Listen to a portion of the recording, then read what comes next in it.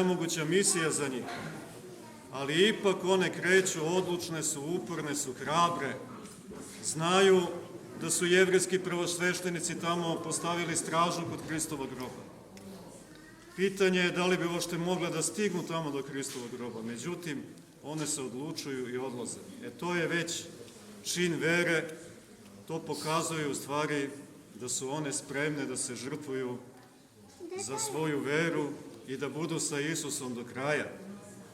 I mi kada smo čitali onih 12 strasnih evanđelja na Veliki četvrtak o stradanju Gospoda Isusa Hrista, mi smo tada videli u stvari da su Hrista svi ostavili i svi su ga napustili. Njegovi učenici su se razbežali u Gecimonskom vrtu. Sveti apostol Petar se 3 puta odrekao od Gospoda Isusa Hrista. Jedan od njegovih učenika ga je izdao, pa se kasnije obesio Juda Iskariotski. Ali oni koji to nisu učinili, to su bile upravo žene mironosice. Sveti Jovan govori i njihova imena, ko je ostao kod krsta. Ostale su upravo Sveti Jovan, koji je bio najmlađi od učenika, koji jedini nije napustio Gospoda Isusa Hrista, i upravo ove žene mironosice. To je bila Marija, mati Isusova, onda sestra matere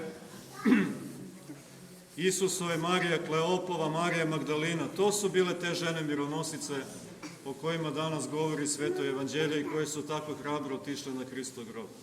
I vidite, one ili oni od koje je Hristos tražio i koje je molio da budu s njim, oni to nisu učinili, to su bili Hristovi učenici.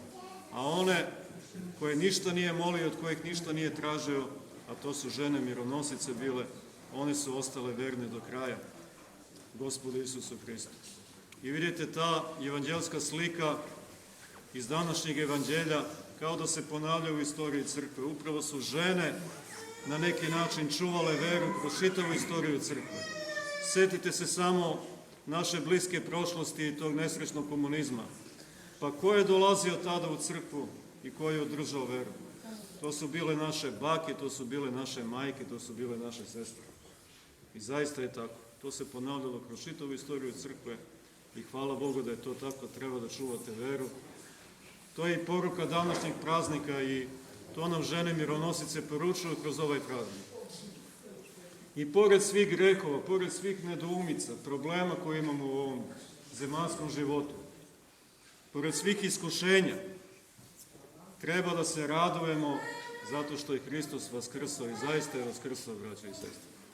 Hristos vaskrese, neka srećan praznik i današnjim kolačarima i Tanji i njenoj porodici i Tanji za sledeću godinu, da ste živi i zdravi na mnoga ljeta, da se još dugo godina ovde u crkvi molimo Bogu, molimo Hristu, da se sjedinjujemo sa Hristom kroz svetu tajnu pričešća, da budemo sa Hristom i u ovom zemaljskom životu, ali da budemo sa Hristom i u ovom budućem životu koji nas očekuje, da budemo u Carstvu Božjem, Carstvo Oca, Sina i Svetoga Duha, sada i uvek i u veku.